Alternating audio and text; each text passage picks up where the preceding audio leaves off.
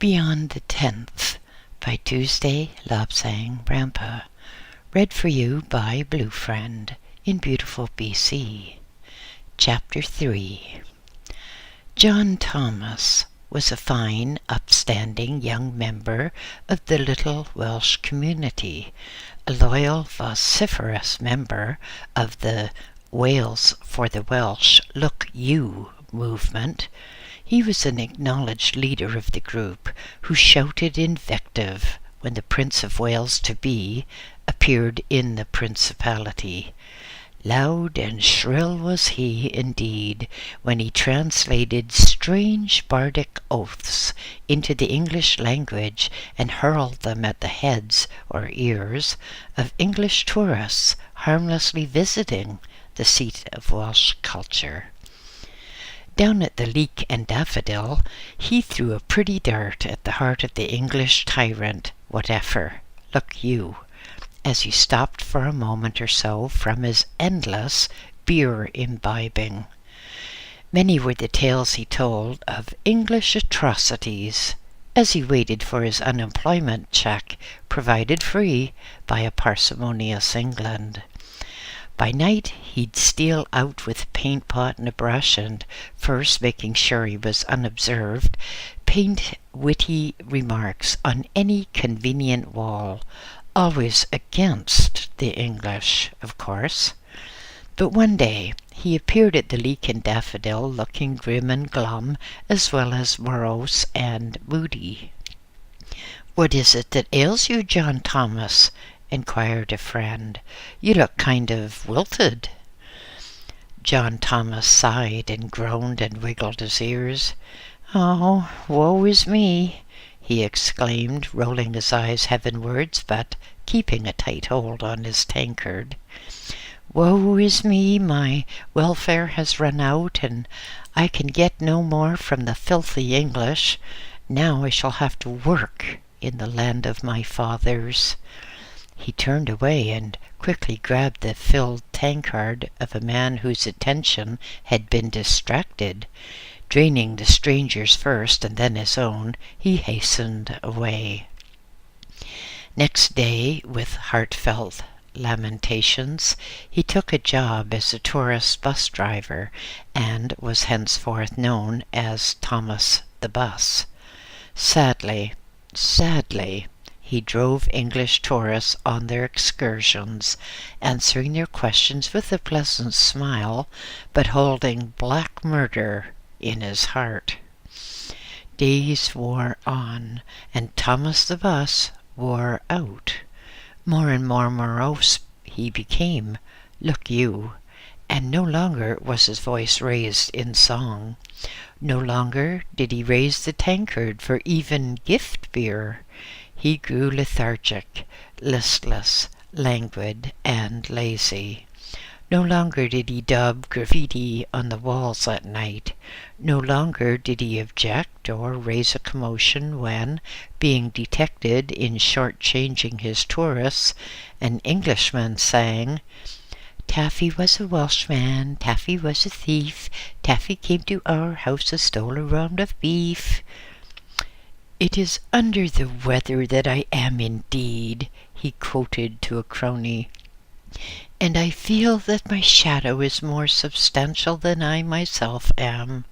Perhaps I should get me forth and consult old Williams the Med." Off he tottered on shaking limbs and painfully hauled himself up the 3 steps to Williams the Med. Dr. Williams soon disposed of the other patients and called in Thomas the Bus, exclaiming, "Well, what is it with you, my man?" "Oh, Dr. Williams," exclaimed Thomas the Bus, "I can sing no more, and I cannot raise my tankard." He looked about furtively and then in a conspiratorial whisper mumbled, "And that's not all I can't do either." His voice sank lower and lower, and at last Dr. Williams said, "Yes, my man, I know exactly what's wrong with you. As Thomas the Bus, you are crouched over your controls and it has constricted your bowels." His voice rose to an angry roar. "You are constipated, my man. Constipated, full of useless rubbish. Would you have rubbish in your house? Wouldn't you take it outside for the sanitary attendant's attention?" Thomas the bus hung his head in shame, and he mumbled, "Yes, my bus goes every day, but I only go once a week." I have received many, many letters, 30 or 40 a day, as I've already stated, and a surprising number are about medical problems. Many people, women especially, do not feel very happy about going to see a doctor and discussing some of the more common and perhaps embarrassing illnesses, dysfunctions, or complaints, so they write to me. In this chapter, I am going to deal with one or two health problems, but first one of all is constipation. This is probably the most insidious complaint or illness ever to afflict mankind. One takes action about other types of illness. If you have a bad toothache, you have the wretched thing yanked out. If you have a broken leg, you have the bone set. But constipation, people seem to think it is like the poor, always with us. Many people place great faith in the wise words of the doctors, but doctors are often in the hands of pharmaceutical manufacturers. The common cold, and even more common constipation, are what one might term the bread and butter illnesses of the pharmacists. Billions of pounds or dollars have been and will be spent on cures for colds and constipation. Well, the doctor abides, or should abide, by two ancient laws, the first of which states that the art of medicine consists of amusing the patient while nature cures the illness. The second is primum non nocere, which means first do no harm. Whatever a doctor does, then, should be in accordance with those two laws. The first, gain the patient's interest and hope that nature will cure the illness, and the second, do no harm. Unfortunately, in the opinion of many people, the doctor is doing a great harm when he omits to warn people of the dangers of constipation. Constipation interests us who want to do astral travel for the sole reason that if a person is habitually constipated, it is not possible to do conscious astral travel while one is fully awake.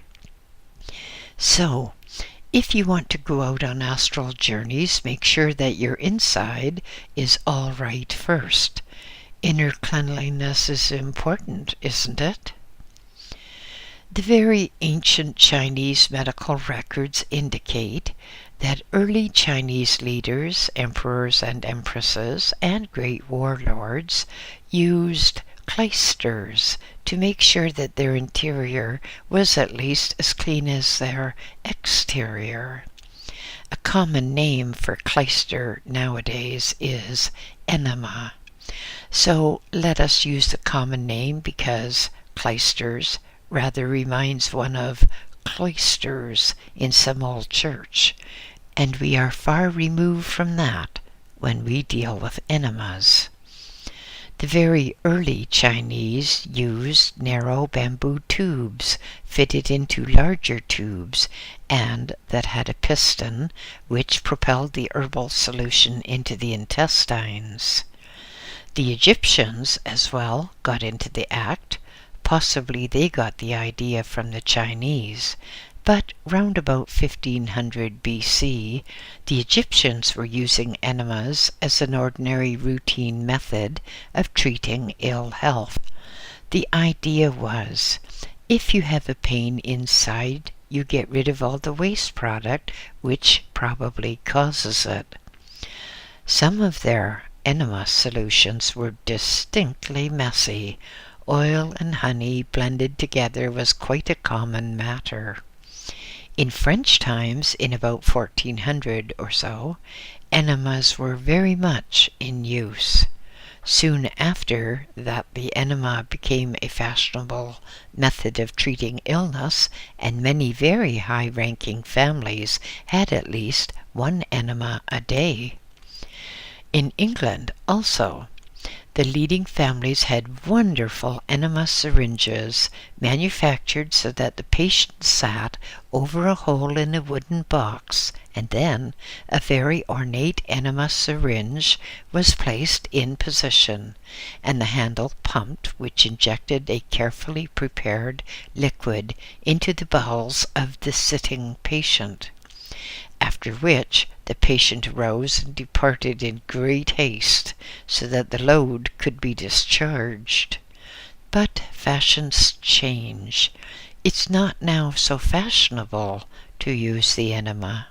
One goes instead to the local drugstore and gets a packet of this or that, and either swallows, sucks, chews, or drinks some noxious concoction, which all too frequently gives one a bad pain and violent expulsion, and really does nothing to cure the complaint, does nothing to overcome that which caused the constipation.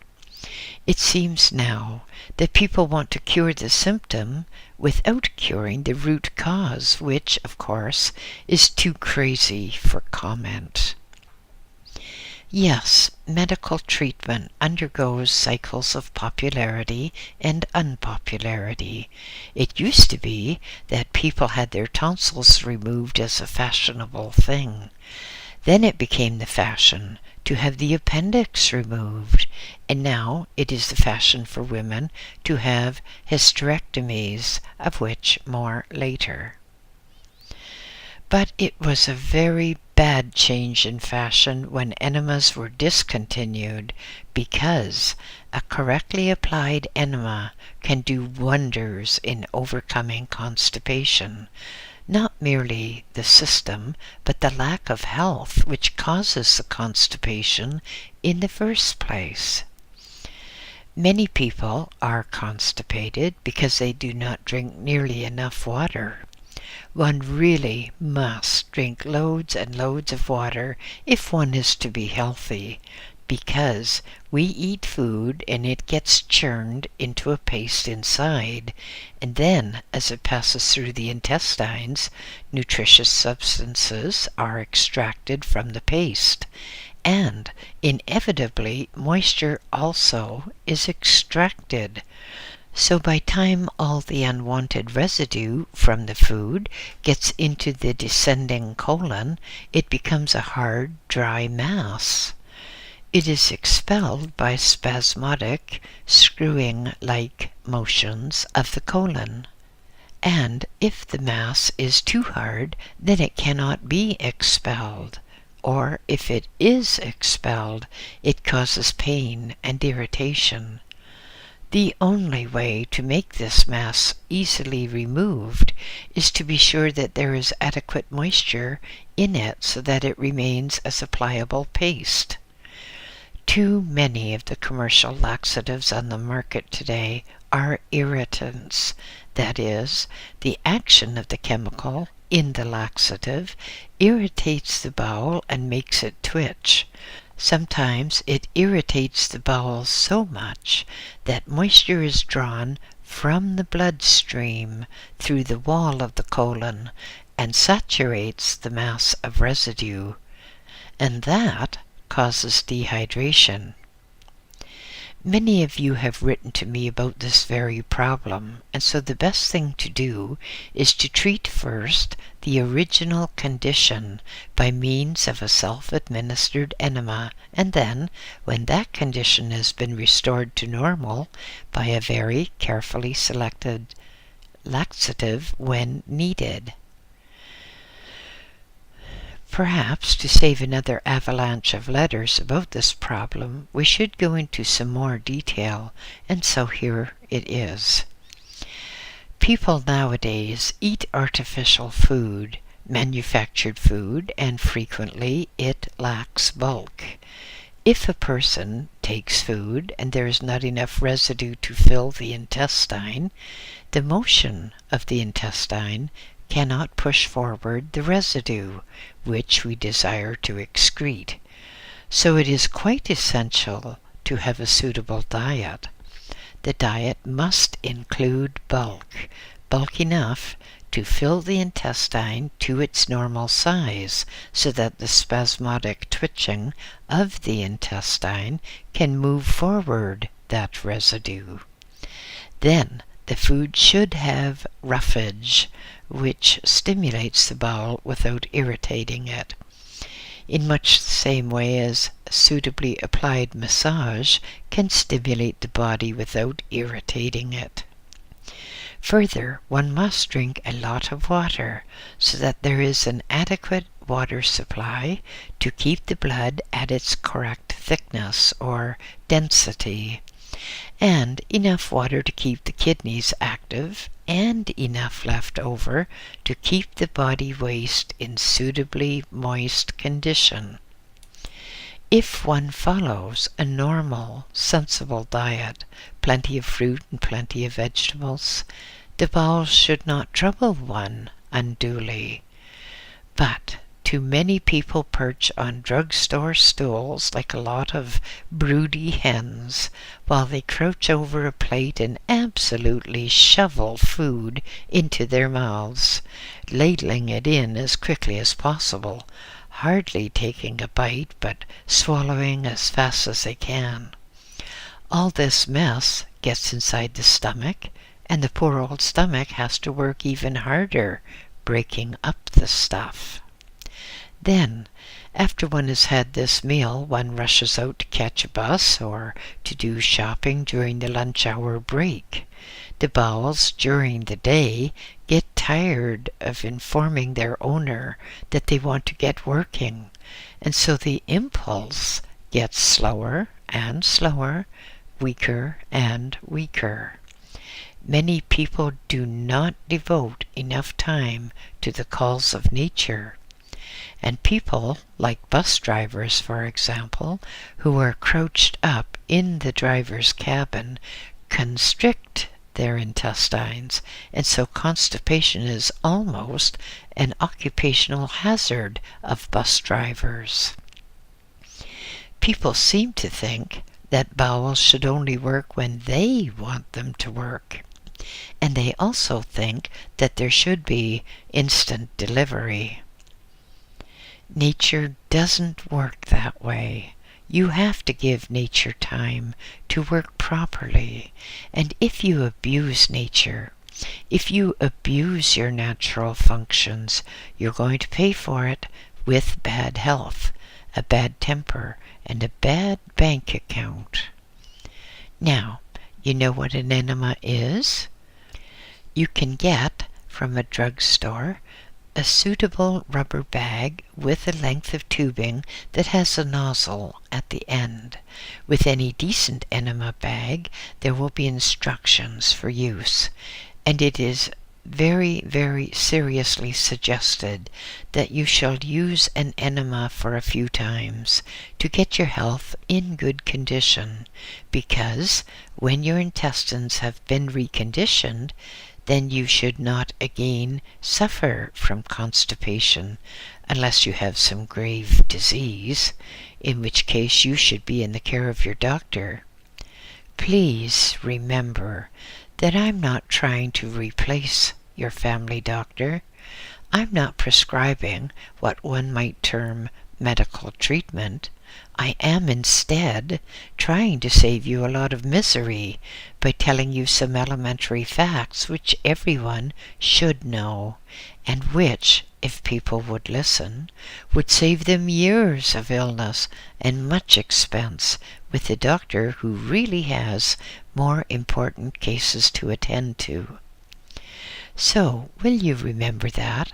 I'm not prescribing medical attention for people with serious illnesses.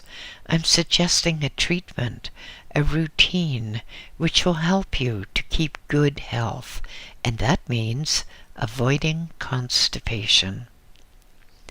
It is always safe to give an enema, and the best position is when the patient lies perhaps on a towel on the bathroom floor. Lie on the left side with your knees drawn up.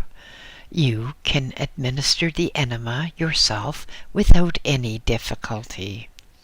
If you have some really bad constipation trouble, it is a very good idea to have a ½ ounce of tincture of myrrh and about 15 drops of tincture of echinacea.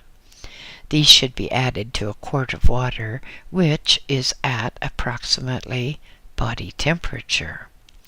Put this in your enema bag and inject it into the bowels.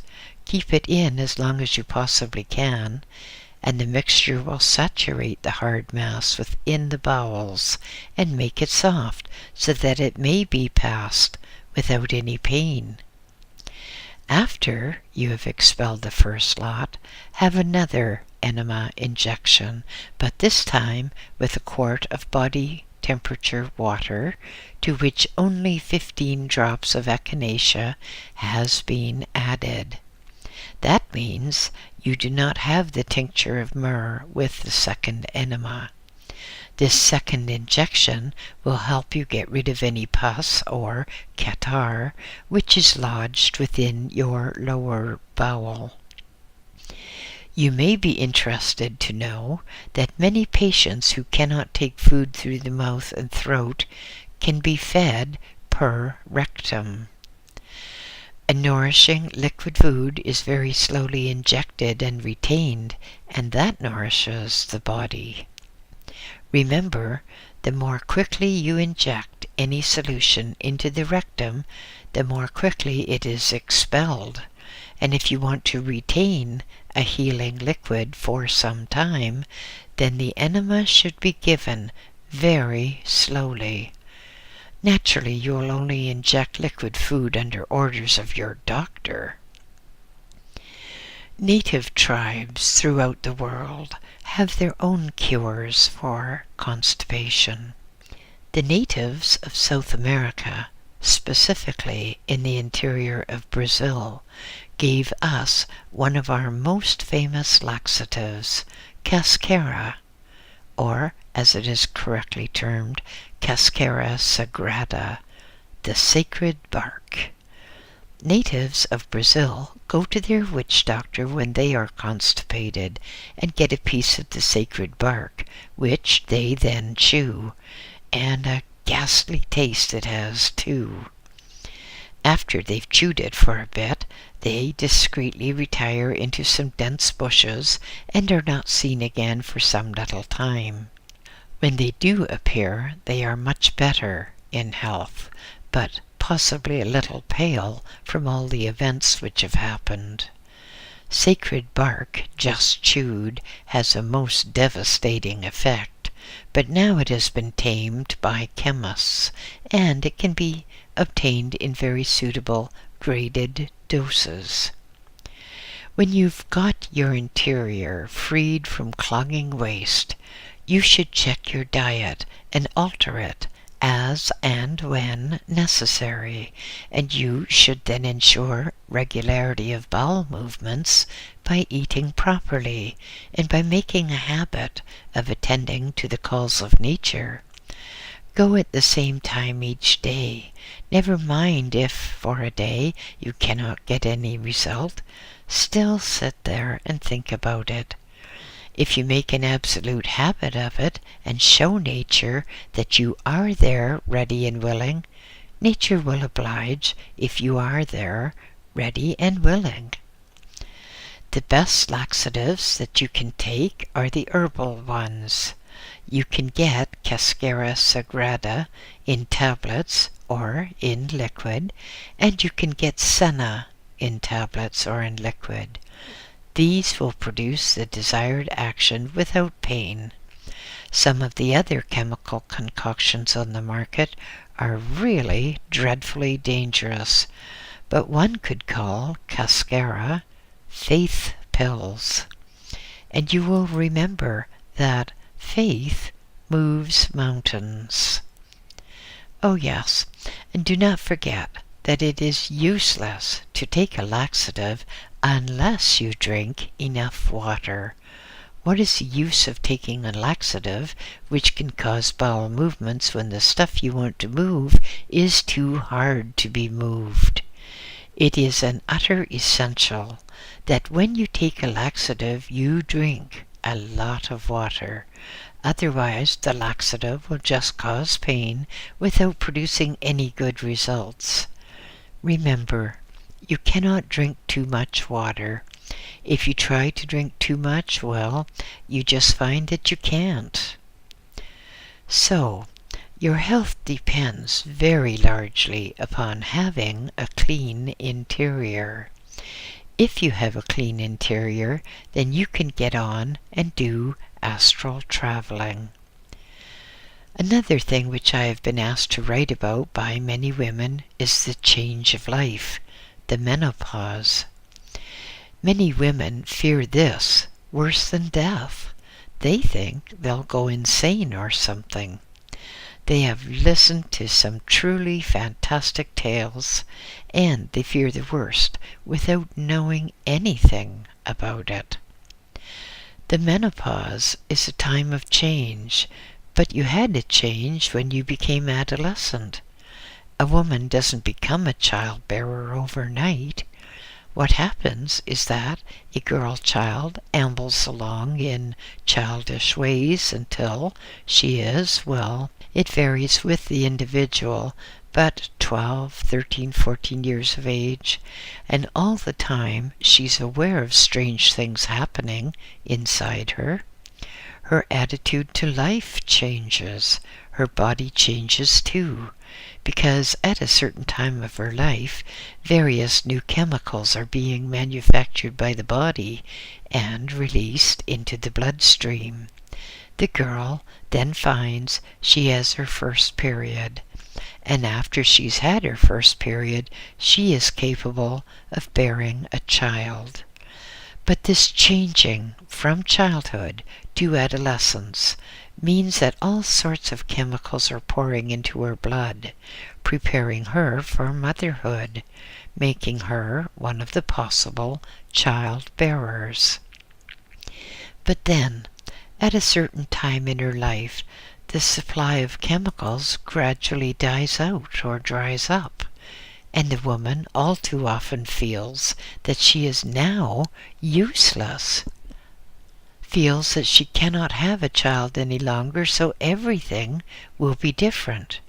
She feels that she won't have any sex life. It's crazy, of course. Many people have the happiest time of their life when they've entered menopause. Many people find that they become great artists or great designers or great musicians after the childbearing age is over. Nature takes away the childbearing potentialities, but all the energy, all the initiative, everything can then go into other things. Women ask me how they should behave at the menopause. The answer is, remember, you are undergoing change. You are like a car which for years has been running on petrol, and suddenly it has to run on paraffin. With adjustment, it can be done quite satisfactorily. Remember that the menopause is utterly natural. Every woman gets it, and the only ones who are badly affected are those who worry too much. There is no need to bother about it. Realize that changes are taking place. Realize that if you keep calm about it, the changes will be effected more quickly. You may have rather more headaches than average for you that is, when the menopause is taking place, but that will pass. Soon things will level out and you won't get any feelings of strangeness anymore. You won't get any monthly disturbances anymore either. You'll be happier. Many people put on a little weight after the menopause because the various chemicals which have now been stopped made a person quite attractive and burned up excess fat. With the stoppage of those chemicals, a body can get a little plump, but with suitable dieting, suitable exercise, you can control that and look even better. Do not, under any circumstances, believe old wives' tales who tell you that you'll get as fat as a pig, you'll enter a mental home, you'll have a beard and a mustache, and all that rubbish. The menopause is natural. It's quite ordinary. But if you do get too upset or disturbed, your doctor can prescribe suitable hormone treatment for you. Now, you cannot prescribe hormones for yourself because there are many different types of hormones, and if you take the wrong type, they're not going to do you a bit of good. If you find life too insupportable during the menopause stage, see your doctor. Tell him straight out that you want something done about it. Many doctors, sad to say, think that the menopause is so ordinary that it's just a waste of time.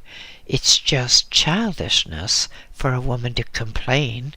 And if your doctor is like that, then you tell him straight out what you want and see you get it.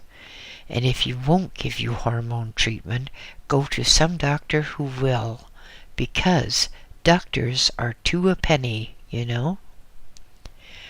While we're on the subject of women's complaints, let us refer to that operation known as hysterectomy.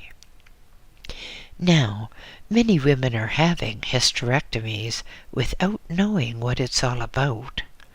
Hysterectomy is almost a status symbol with some women, just the same as wearing those comic plastic helmets is a status symbol in Canada or the USA. Men who want to be known as rugged he-men wears a silly little plastic helmet of various colors to denote their grade, such as building, scaffolding, digging ditches, or gardening. Yes, even gardeners wear those funny little helmets over there. So women, then, are using hysterectomy as a status symbol. It's the newest form of thing, just as people had their tonsils out, then they had their appendix out, and now they're having their ovaries out. Many women, married women, yes, the unmarried ones as well, will not bother about birth control. Instead, they have a hysterectomy, which is the removal of the womb and ovaries, and then they just can't have any babies anymore. So they can have as much sex as they want, and everything is quite safe. It's not as easy as all that. Hysterectomy is a very bad thing indeed, unless one has a very definite disease. If your doctor tells you that you have a disease and you need a hysterectomy, do not just take his word for it. Go and get another opinion. Regrettably, it's an easy matter to tell a woman to have an operation. It doesn't hurt the doctor, and it brings in some money, you know, and doctors are becoming more and more businessmen. They have to live. They have to pay for expensive cars and establishments. And if a woman is willing to pay for an operation, well, it doesn't hurt the doctor. You will understand that I have no faith in these Western doctors. Having had some experience of them in Canada, I think they're nothing but glorified butchers. But back to our hysterectomy. if it is quite essential for you to have the operation, remember that it is in effect an artificial menopause, an artificial change of life. You are not a useless cabbage after it. You can lead a perfectly normal life, and the only difference in your outlook is that you cannot have babies anymore. It is very, very wrong, though, for a young woman of, let us say, 25 to 30 to have a hysterectomy as a form of birth control, because a woman of 40 or 50 has lived a normal sex life, and her body and over self have become matured accordingly. But if, before any maturing occurs, the drastic operation of hysterectomy takes place, then the woman doesn't have any of these experiences which come with periods, etc., etc. If nature wanted women to have a change of life at 25 years of age, nature would have arranged it accordingly. And it is not right for man to alter nature just for stupid, idle whims, but only when there is gross disease which cannot be cured by other means. So, ladies, if you have to have a hysterectomy, act as if you have had a serious operation and a change of life at the same time, because that's what it is. Remember that with a normal, natural change of life, the cessation of flow of various chemicals has taken place over quite a length of time. But if you have had a hysterectomy, then you get a quite drastic cessation of flow and a difference of chemical output. That is why some women get a bit peculiar when they've had a hysterectomy, because everything has been too drastic and they did not know what to expect. What to expect is this: you have to recover from the physical shock of the operation, and you have to get used to a difference in your chemical composition. You have to realize that for a time you will feel disoriented, lost, and unsure of yourself. You may be trembly, you may have headaches, you may have vague pains in the lower part of your body, but if you will let them, they will pass, and you can do normal things again. You can enjoy sex, you can enjoy sports, but it all depends upon your attitude, upon your frame of mind, because as you think, so you are. One of the big causes of hysterectomy, frigidity, etc. in women, well, a man wouldn't have hysterectomy, now would he? Is that parents of the old school often told their children horrible things about sex. Mothers, a few years ago, taught their daughters that sex was terrible, horrible, despicable, disgusting, and just about every other thing in that line, with the result that they preconditioned their daughters to abhor sex, preconditioned the daughter to be the one responsible for failure in marriage. I know a woman who was so utterly terrified about sex by her mother that although she is now, in name, a married woman, she knows nothing about her husband's body, and he knows the same about her. He's a good-natured fellow, without any sex drive, without any ambition, as one would expect from the foregoing. And these people live a life as exciting as a lettuce and a cabbage living together in the same shelf of the freezer.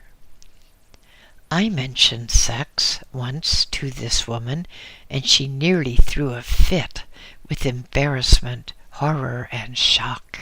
And in my considered opinion, she is just about insane because of the fear of sex. She is always afraid of being raped. It's a tragic thing that mothers shall give their daughters such a wholly false idea about sex. But not only mothers are to blame. Many people who claim to be occultists tell others that sex is unclean. Sex stops one from progressing in occult studies. Nothing could be further from the truth. There are certain people who need sex, and there are others who do not. You cannot class humans all in one bunch. What suits one group does not suit the other. And I state quite definitely that there is no harm in sex, but only good, provided the practitioners of the art are in love with each other. If they are not in love, then the sex act is nothing but elimination, the same as other eliminations of the body. Unfortunately, certain churches, notably the Catholic Church, teach a lot of rot about sex. So far as I've been able to determine, the Catholic Church was started by a lot of old men who were scared stiff of women, but they were not so scared of other men and small boys. That may shock some, but if any of you are shocked, then get down to a bit of study and find out for yourself. If you have some money, go along to the Vatican, and if you can think of a good enough story, you'll be able to see some of the books, history books, in the libraries. And in connection with this, it amuses me immensely to know that in the Vatican there is the biggest collection of erotica, or pornographic pictures, of anywhere in the Western world, and yet the Catholics preach against sex. Sex is normal, sex is natural, sex is utterly necessary to some people, and anyhow, what right has a Catholic priest to dictate to other people? How can a Catholic priest, an unmarried man, tell a married woman what she should or should not do? He's talking about things of which he knows nothing, or should know nothing, if he truly is a Catholic priest. Perhaps we should start a campaign against breathing. Let us tell some of these Catholic priests that they commit a mortal sin every time they draw a breath, or every time they attend the calls of nature. By the look of some of them, they don't commit many mortal sins, do they? You'll gather from this that I do not like Catholic priests, and that is perfectly correct. I think they are a bigoted lot.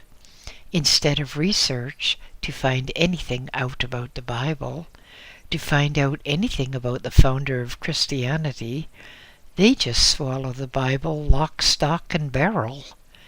Take that old tale about Adam and Eve, and the serpent and the apple. Well, according to Eastern teachings, the serpent becomes the male organ, and the apple is the container which holds the seed. And if you read some of the Bible in the light of Eastern knowledge, you will agree that there's quite a lot in the Eastern way of thinking. Moses was found in the bulrushes. Sure, he was found in the bulrushes, but he was placed there by the gardeners of the earth, that is, the people who are known as UFO people, to be found. And later in life, Moses ascended into the mountains.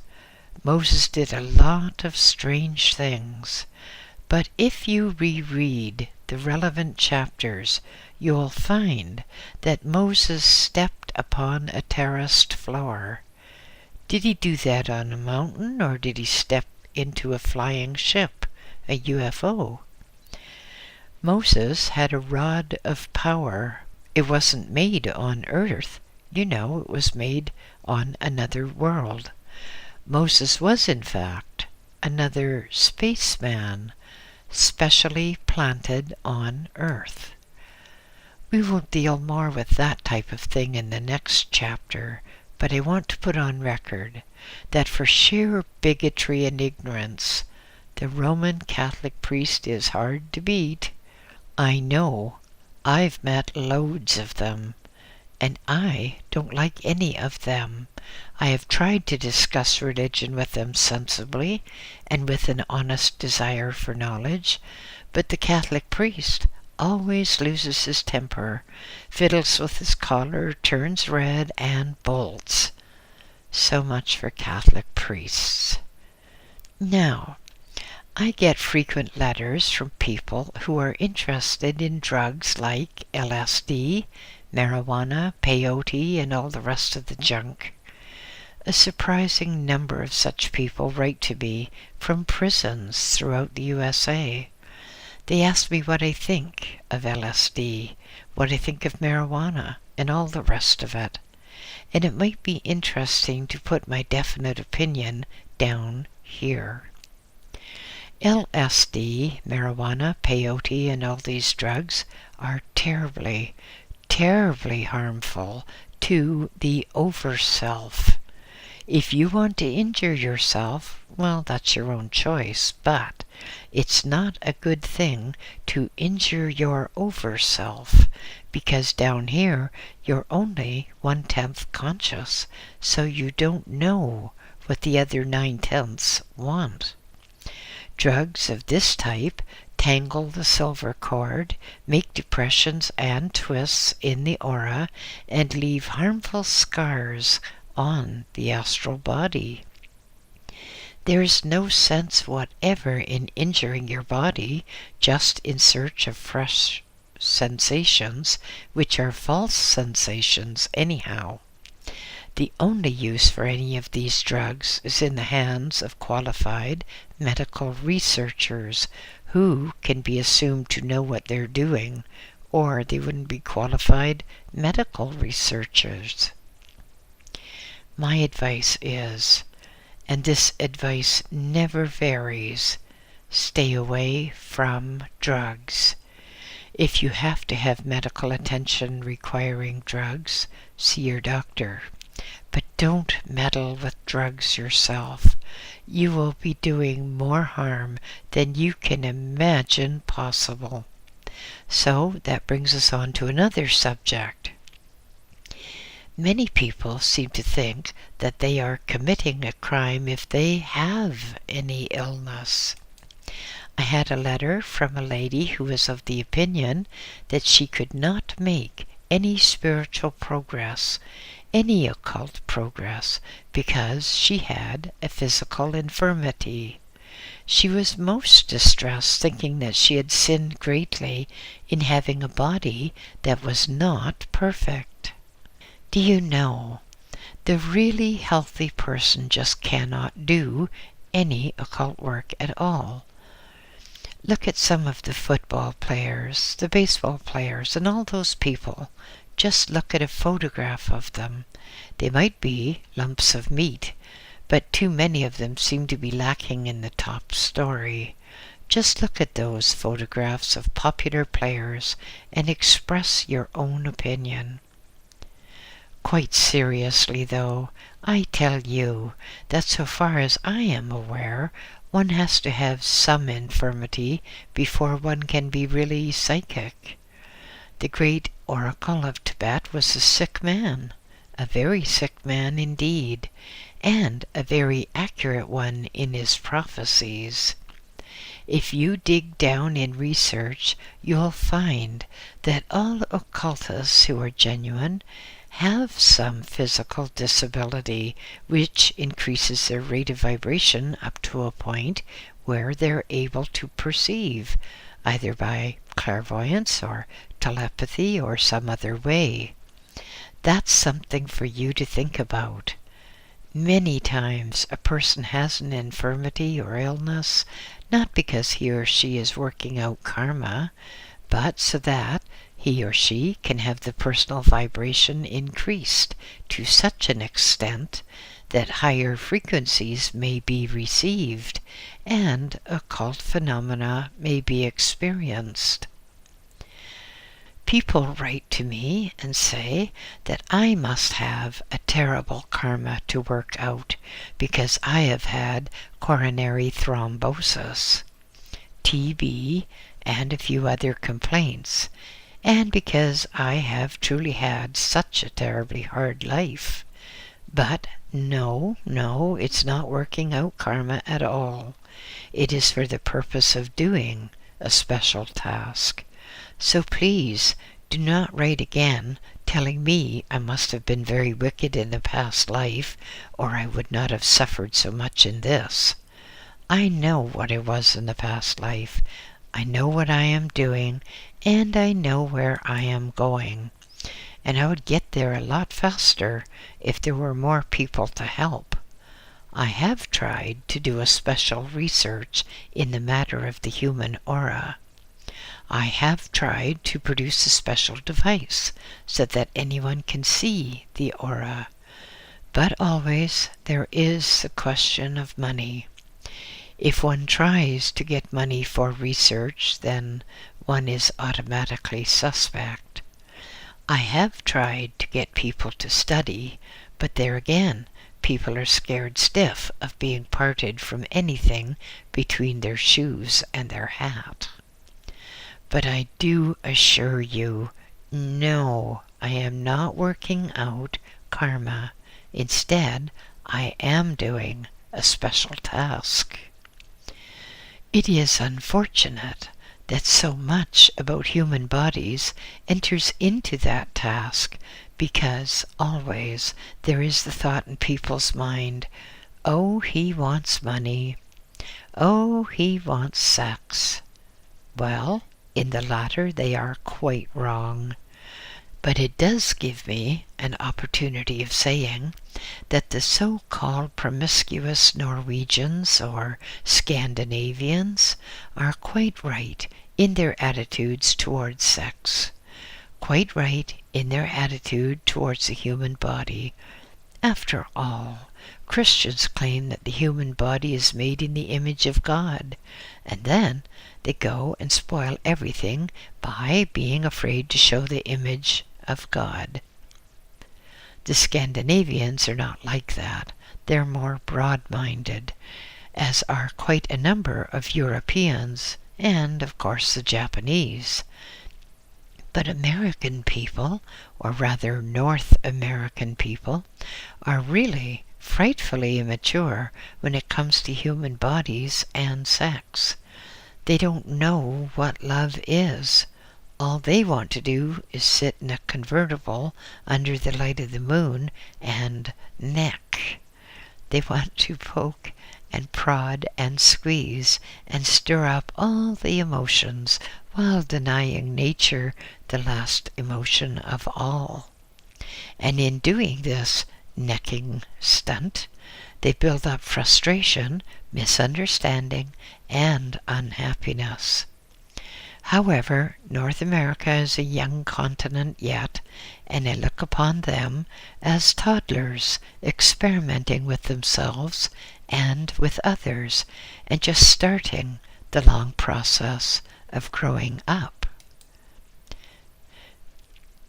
In ordinary sex, for instance, even with a married couple who may be staying with their parents, they are afraid to make love in case the parents will hear. Well, good gracious me, if the parents hadn't done the same thing some time before, there wouldn't be this married couple now, would there? Which brings us back to what I said before.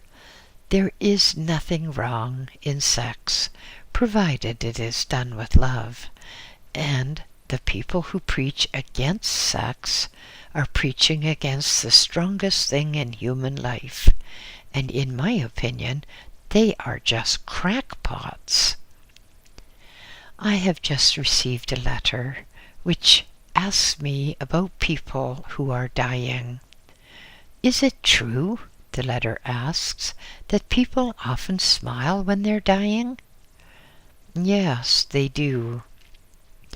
Anyone who has had much to do with the very ill and the dying can testify to this.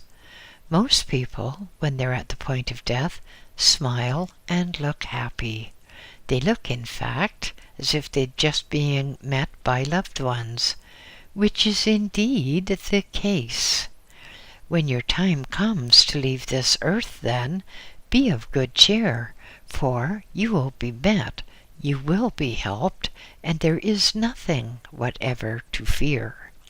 On the other side of this life, at the other side of the curtain we call death, there is happiness, light, and joy. But wait for it, wait for it. You cannot die before your time. And if you try to, you'll get slapped back here in worse conditions. It's worth waiting for, though. It's a very pleasant experience as soon as you have left this earth. I have said quite a lot about doctors and said they are two a penny. Yes, the average sort of doctor nowadays is just a businessman. He's out to make a living. He's just out to make as much money as he can. So if you consider you have some illness which needs treatment, you should search around a bit and find a good doctor. Find the best general practitioner you can. The general practitioner differs from the specialist in that the former can diagnose and treat almost any type of illness. You will hear reports of doctors if you will make inquiries. Inquire of your friends. Inquire about a doctor at a shop or shops, and if you find you cannot get on with the first doctor, well, good gracious me, there are plenty of them. Try another. You should be warned, though, that when you have found a good general practitioner, hang on to him. He's worth his weight in gold and platters of diamonds.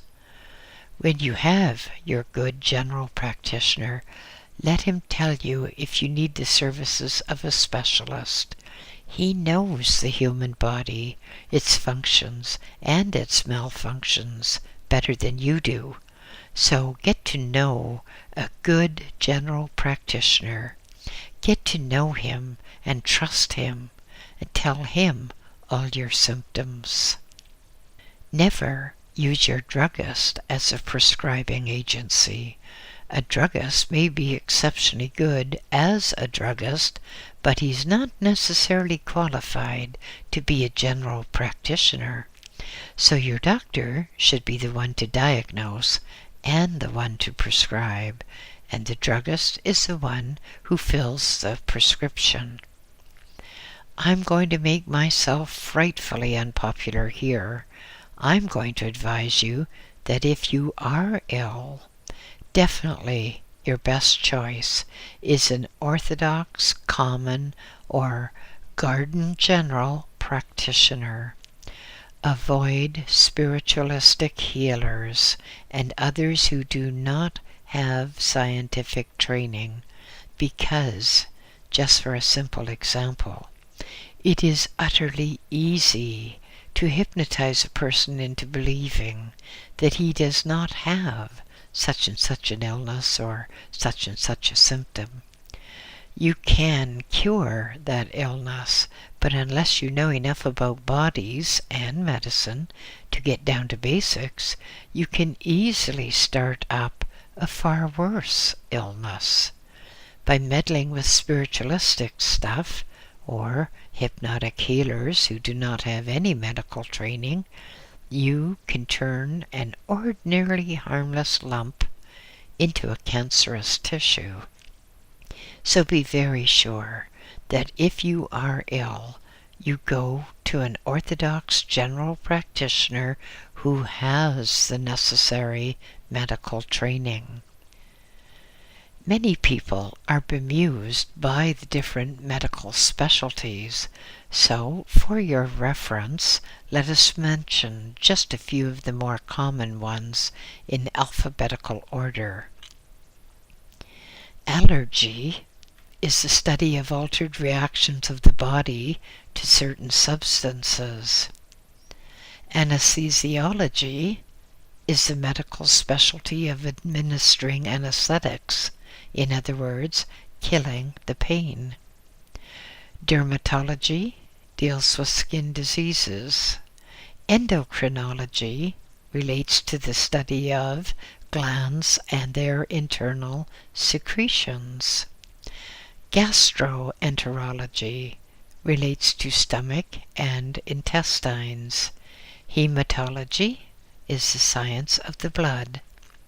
Neurology deals with the nervous system. It's hardly worth mentioning obstetrics and gynecology or ophthalmology because everyone knows that the first is to deal with babies, etc., or rather their production, the second with female diseases in general, and ophthalmology deals with eye troubles.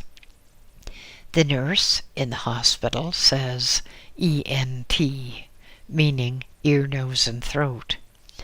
If she was correct or highbrow, she would be saying otology, laryngology, and rhinology. Pediatrics is the medical science of dealing with children's diseases. The proctologist could almost get an advanced naval rank because unkind people refer to the proctologist as the rear admiral because he inspects the rear.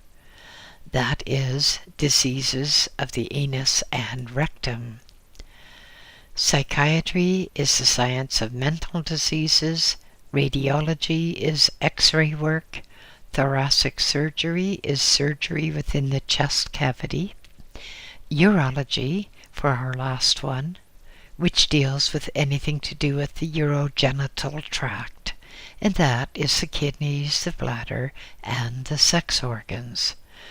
So now you have some nice big words, and you know what your general practitioner means if he should tell you or one of your friends that you should see a so-and-so.